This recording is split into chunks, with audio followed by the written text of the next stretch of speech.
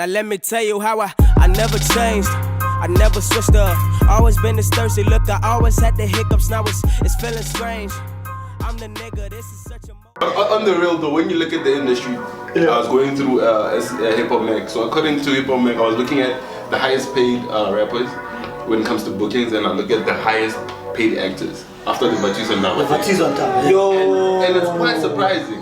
You know that on average, one of our best actors in South Africa earns between 100 to 120k. And that's per month. Season. No, per month. If I'm going for soapies, these are soapies related. But they're not counting solid projects like a big project, like a movie or a short-term series, like a 3-part series, things like that. But then on standards, the highest paid is Siloma Krangube. Who's that? Jake Gennaro Butler. What's his first name? Him. Yeah. So it's gonna be that guy. So you think about it, then you look at hip hop, and I ask myself one question. When you look at the list in hip hop, it's AKA, right? It's Cassper, is Nasty. And then you go into acting, all the people that get paid the most are the people who've been running the longest. So it means there are some dope actors you see on Zanzi, on Mnet, but then somehow they're not paid as much. And you ask yourself, what is the disconnect? Is it because, and if you look at the structure, right? Majority of the music industry has gone highly independent and they're taking distribution deals. Sure.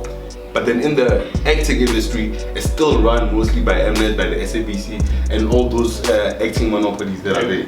So now you wonder, why is it that in the acting industry, it's all people who have more experience, they get paid the most, but then somehow in the new, in hip hop and rap, it's new artists up there with Cassper. Even Mapois is there as well. When you said his name, he's also there. They're getting paid. Black Kobe is also there. But that rap is taking the count. I think you know why I think in terms of acting, all people would get paid more. I mean, they've been in the industry way longer. That's the only reason. That's and when it comes to music, I mean, music honestly, it's about now. If you're popping now, you're getting money. And like Cassper said it once, he said, I'm just here to get this money and get the fuck up. You understand? Because if you're gonna try and say, I'm gonna be here for 9 years, you're mad. But then why is AK's booking fee higher than Cassper in general? Like, if we what do you mean? Like so what AKA has a better discography.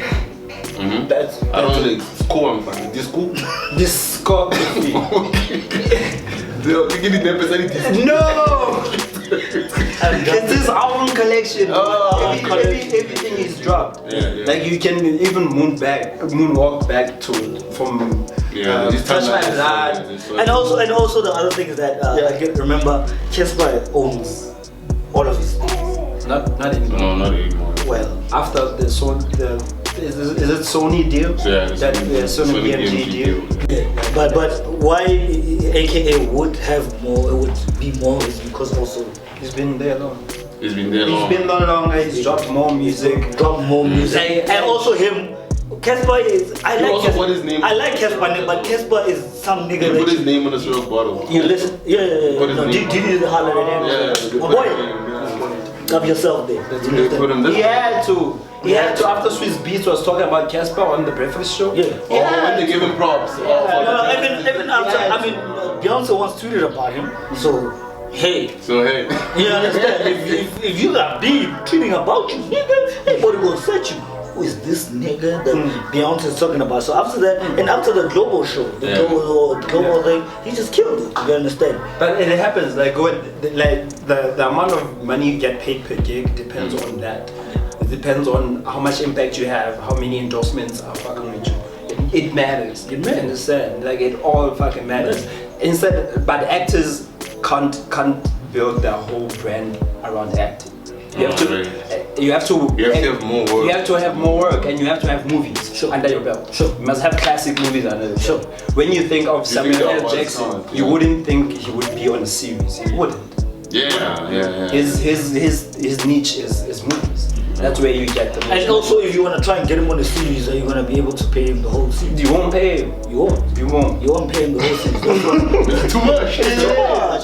So that's why I agree with Vatiswa Ndara. Because there's a lot of exploitation in this industry. They exploit even the what is it? The extras. But I think the problem is we're failing to understand what ownership means, especially when you see the entertainment industry is entertainment, but it's a business, right? So people fail to understand that part, and it's very important. if you're fighting against Vatiswa, you're actually the problem as an individual, as Vixie said. And if you're fighting against the Ferguson films, you're actually the problem. Because now the problem is this: if Mnet is gonna rerun Ikazi, that Vatiswa is in, the first reruns, Ferguson doesn't get paid for it. Ferguson films does not get paid for that, right? But then to be honest, if you look at Vatiswa, she was in Home Affairs, remember? When she was a drunk alcoholic, that was the best performance. Like, I used to look at the woman act and I'd believe that shit. Amanda Reed.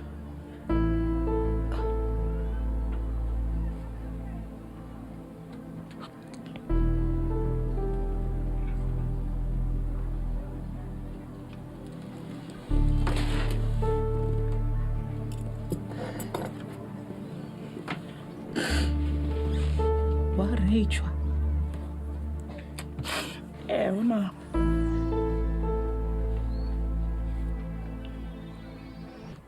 I'm like, I know somebody who does that. She's been for a very long time. She's got a couple of awards. But we were not talking about how great she is. What we're talking about is the paperwork when it comes to it. Because moving from being promised $1 million to 700K to 180 is trash. Yeah, and also the fact that I was promised.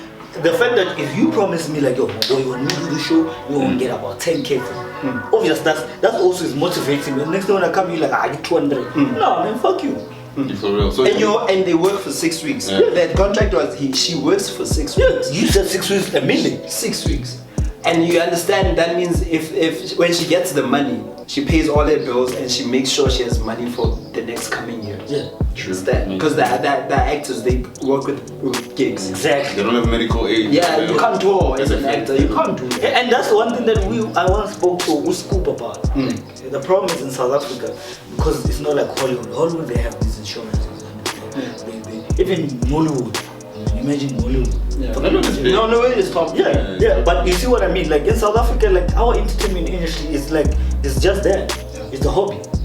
It's really a hobby. And the problem with that is that they view everyone as if they are doing a favor. Yeah. If you can call it a stylist and say, no, let me wear your shit because your exposure. Yeah. You're not paying them.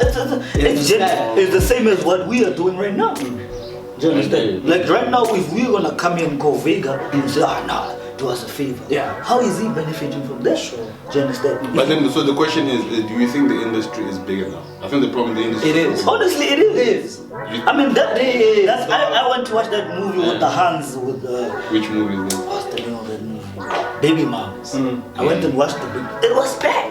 And I'm like, okay, now we're really supporting the South African people. Yeah, because we're starting to see. You understand? So how is it that as an actor, you're gonna get paid 100,000 rands for 6 weeks? You might not get a gig in 2 years, bro. Yeah. And you're chilling there. And you're chilling. We're out here watching this. We're out here. I mean, how many actors do you know that has fallen off? Yeah. Because if you're a highly active actor, then what you would have done is if you're not doing film shit, you're doing theater. You're always in theater. Theater is a lot of theater work. is never packed. Some big theater is never packed. Oh, the Joburg theater, the one in Pretoria. The one in Pretoria, the old one. So You know, it's the vibe around Pretoria is genuine. It's not like Joburg where everyone is faking to be cool. And nobody's faking anything. They are. Also, but do you think? So do you think the country we live in right now, does it take entertainment as seriously as it takes the country's GDP? Because now I was reading the other day, right, when they talk about how they want South Africa wants to do with Saudi Arabia. They want to do an oil deal so that we can actually have efficient electricity and power throughout the year. So they want to push that deal. Eskom is. So do you think the privatization of Eskom is actually the way to go? I don't know. Like in my you know what's my problem? Yeah. If you privatize everything, now the country becomes a business. Do you understand? So now having our government being a business is now who's benefiting from that? But don't you think that the government has been behaving like it's a business? That's the problem, right? But it always has been. That's the problem. Like if you go to countries like Saudi Arabia, Dubai, you know, like the government actually wants the people who are private.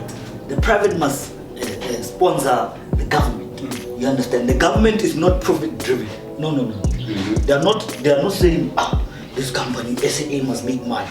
No. It must help the people. SA must make money. It must help the people. When It's for the people. Okay, but if we look at it from an economics perspective, right? So the country has a GDP, which is the gross domestic product of the country, which is very important. Now, if you look at things like housing and real estate, if you look at people that own businesses outside of South Africa, that gets counted within the gross national product of the country, right? So now the main problem is this: if we are not actually creating anything or we have any resources, like you say, Germany makes better cars than South Africa, but South Africa makes better wine than Germany. So then, so you look at the cost margin between the two places. So now if you're looking at the cost margin of products and how things are moved within the country, it's within our best interest as individuals to say, okay, the government with us, the problem is that people are hungry. A country does have a problem motive, because what goes out of the country, what comes back into a country, and how much income is being distributed per capita individual within the country is very, very, very, very important. We cannot actually move away from it. But my problem is this: is our government too greedy, and that they're so greedy that they're not willing to actually expand the wealth of the country? Yes. But so wait, your question was, does the entertainment industry grow the GDP? Yes. No, not enough. If you compare the Ministry of Arts and Culture versus the Ministry of Tourism, there's a complete disconnect. Because there's this industry that's making a lot from us being us, and then we have music and culture, which is also us being us, but it's not profitable enough. That's why we underpay everybody. You know what's the problem with our country? The problem is that certain things like sports, entertainment, and things like that, they're just there. But you can't count sports. You can't count sports because it's real. But the only thing that makes money in South Africa, sports-wise, is true. Yeah, we all know them. We all know the name. You can name soccer, rugby, cricket. What? Athletes don't make enough money. What do you mean? They make money outside the country. Yeah. Outside the country. Oh, you're saying not paid by the country? Yes. You know why I'm basing this? Yeah. When you look at the American economy, it's been pushed and it's been driven by sport and entertainment. Yeah. That's the honest truth. Yeah. If those two things are they don't have natural resources. They don't have natural resources. You understand? What is pushing them is sport and entertainment. You understand? In our country, those two things are just hobbies. They're literally hobbies. Like, oh, you want to be an actor? It's like trying to, let's say you made an app like they do in Silicon Valley and you get all your funding, and then you try to sell it. No one's going to sell it in the country. Yeah, no one. No one values That's why IT as a resource. That's Why why. is that though? I don't understand. Because you know what's the problem with our country? Like, we're still like 20, 30 years behind everything. You understand? As much as we are one of the We're best, a young democracy. we're a young It's a democracy, baby. whatever. As much as our economy is the second strongest in the world, besides that guy. What?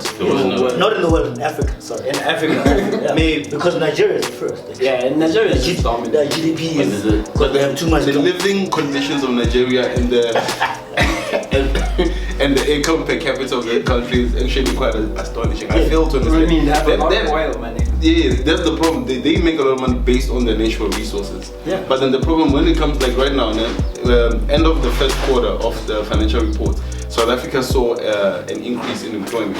But then it's only in private sector and business sectors. So when it comes to domestic workers, cashiers, sales reps, those jobs actually are still unavailable currently now. But the problem is the government is reporting an increase. So now, when you look at the books and you're looking at the stats, it actually looks good. But then when you go to the ground and look at the people are actually not having anything to actually be holding on.